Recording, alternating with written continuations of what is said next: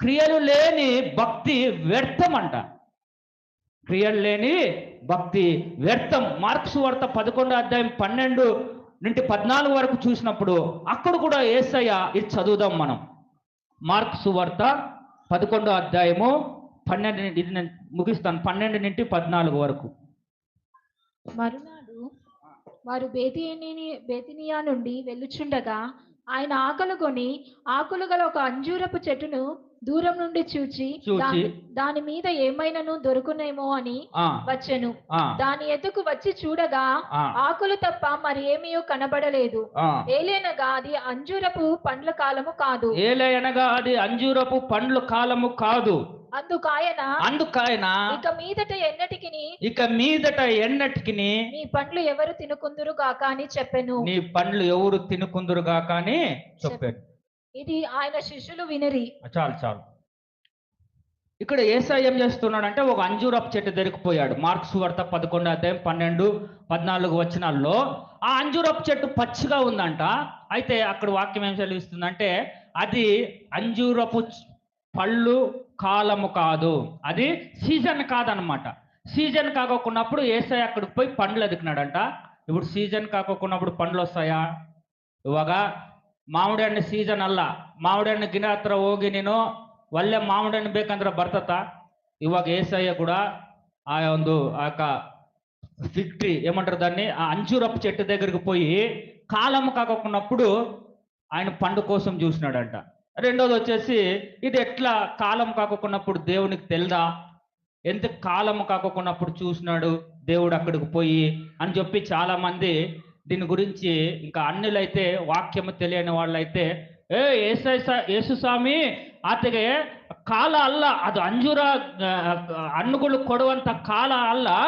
ಅಂತ ಕಾಲದಲ್ಲಿ ಯೇಸು ಸ್ವಾಮಿ ಅಂಜೂರ ಗಿಡದ ಹತ್ರ ಹೋಗಿ ಅಲ್ಲಿ ನೋಡಿ ಹಣ್ಣುಗಳು ಇಲ್ಲ ಅಂತೇಳಿ ಅದನ್ನ ಶಪಿಸಿಬಿಟ್ಟಿದ್ದಾನೆ ಅಂತೇಳಿ వాక్య అర్థ ఆగలాడదవును ఏనెల్లా మాట్లాడతాను. నోడ్రి వాక్యం అనేటువంటిది దేవుడు ఆత్మీయ అర్థముతో జతపరిచి ఉంటాడు. పరలోకపు మర్మాలు ఆత్మీయ అర్థాలతో దేవుడు జతపరిచి ఆయన ఏం చెప్తాడు, ఉపమానాలు చెప్తా ఉంటాడు. ఈ ఉపమానాన్ని మామూలుగా ఆత్మీయ జ్ఞానము లేనోడు, భయభక్తి లేనోడు, ఆత్మ లేనివాడు దీన్ని చదివి దీన్ని ఇంటర్ప్రిటేషన్ చేసే అంత ఈజీ కాదు. దేవుని వాక్యము అర్థము కావాలంటే నీకు ఆత్మీయ జ్ఞానం ఉండాలి. పరిశుద్ధాత్మ దేవుడు నీకు బోధించాలి ఇవి. అది అంజూరపు పళ్ళు కాలము కాకున్నప్పుడు యేసయ్య అక్కడ ఎందుకు పోయినాడని చాలా మంది అంటా ఉంటారు. అయితే ఇక్కడ మనము గమనించాల్సింది ఏమంటే Jesus is expecting fruit in unseason. దేవుడు అన్సీజన్లో అంటే కొన్నిసార్లు శ్రమల మధ్యలో కూడా నువ్వు ఫలించాలి. అప్పుడే కదా నువ్వు విశ్వాసం అనేటువంటి ఫలాన్ని ఫలించాలి. కష్టాల్లో మధ్యలో నువ్వు మంచితనం అనేటువంటి ఫలం ఫలించాలి. శ్రమల మధ్యలోనే ఇతరులు ద్వేషిస్తూ ఉన్నప్పుడే ప్రేమ అనేటువంటి ఫలము ఫలించాలి. పాపము నిన్ను ఆవరించుకొని ఉండగా ఇదిగో నీవు పరిశుద్ధంగా ఆశా నిగ్రహము కలిగి సెల్ఫ్ కంట్రోల్ కలిగి నీవు అటువంటి ఫలాన్ని ఫలించాలి. ఎప్పుడు ఫలించాలి ఈ విశ్వాసం అనే ఫలం? ఎప్పుడు అంటే కష్టాల మధ్యలో నీ జీవితంలో ఇప్పుడు సీజన్ అన్సీజన్ అనేటువంటి ఉంటుంది. సీజన్ అంటే మనం ఇప్పుడు బ్లెస్సింగ్ అనుకుంటాం. దేవుడు అన్ని ರಕಾలుగా మనల్ని ಬ್ಲೆಸ್ చేಸ್ತಾ ఉంటే ಎಲ್ಲ ರೀತಿಯಲ್ಲಿ ದೇವರು ನಿನ್ನ ಕೇಳಿದ್ದೆಲ್ಲ ಕೊಡ್ತಾ ಇದ್ರೆ ನೀನು ಏನು ಮಾಡ್ತೀವಿ? ಆಟೋಮೆಟಿಕ್ ಆಗಿ ದೇವರು ಒಳ್ಳೆಯವನು, ನಂಬಿಗಸ್ತನು, ದೇವರು ಅಂತ ಕಾರ್ಯ ಮಾಡಿದ, ಇಂಥ ಕಾರ್ಯ ಮಾಡಿದ ದೇವರು ನಮಗೆ ಸ್ತೋತ್ರವಾಗಲಿ, ನಿಮಗೆ ವಂದನಾಲು ಅಂತ ಹೇಳ್ತೀವಿ. ಯಾವಾಗ ದೇವರು ಕಾರ್ಯ ಮಾಡಿದಾಗ. ಏನು ಕಾರ್ಯ ಇಲ್ಲದೆ ಇದ್ರೂ, ನಿನ್ನ ಜೀವನದಲ್ಲಿ ಸಮಸ್ಯೆ ಹಂಗೆ ಇದ್ರೂ, ಕಷ್ಟ ಇದ್ರೂ, ವೇದನೆ ನಿನ್ನನ್ನು ಹಿಂಬಾಲಿಸಿದ್ರು ನಿನ್ನಲ್ಲಿ ವಿಶ್ವಾಸ ಎಂಬ ಫಲ ಬೇಕು.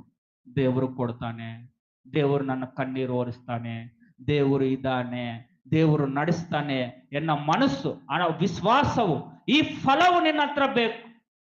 ಎಲ್ಲ ಇದ್ದಾಗ ಎಲ್ಲರೂ ಮಾಡ್ತಾರೆ, ಏನು ಇಲ್ಲದ ಅದಕ್ಕಾಗಿ ದೇವರು ಅದಕ್ಕೆ ಸೂಚನವಾಗಿ ಇಲ್ಲಿ ವಾಕ್ಯ ಏನು ಹೇಳ್ತದಂದ್ರೆ ಅದು ಅಂಜೂರపు పళ్ళు కాలము కాదు. అప్పుడు దేవుడు అక్కడ పళ్ళు చూసేకపోతా ఉన్నాడు. అవును, మన కష్టాల్లో, వేదనలో, ఇబ్బందుల్లో, కన్నీరులో, అనారోగ్యంలో మనము కృంగిపోయినప్పుడు తండ్రి అయిన దేవుడు నీలో ఏ విధంగా నువ్వు ఫలించి ఉన్నావు అని చూస్తాడు. ఏ విధంగా మనం ఫలించి ఉన్నామని చూసేటువంటి దేవుడు. కాబట్టి మనము ఆత్మ ఫలాలు ఫలించాలి. సరే బ్రదర్, ఇదంతా బాగా చెప్తురి. ఆత్మ ఫలాలు ఫలించడం ద్వారా మరి మాకేం బ్రదర్ ఉపయోగం ఈ లోకంలో?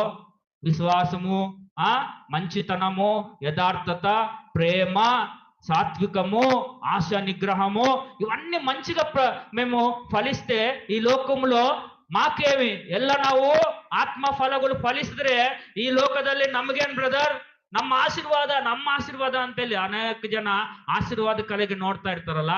ನೋಡ್ರಿ, ಆತ್ಮದಲ್ಲಿ ನೀನು ಫಲ ಕೊಡುವುದಾದ್ರೆ ನೀನ್ ಎಲ್ಲದಲ್ಲಿ నిన్నను దేవుడు ఆశీర్వాదం ಮಾಡ್ತಾನೆ. ఫస్ట్ ఆయన రాజ్యాన్ని, నీతిని మొదట వెతుకుడి, అప్పుడు మీకు అవన్నీ అనుగ్రహించబడును. ఏవన్నీ? ఇప్పుడు ఎదికేటివన్నీ.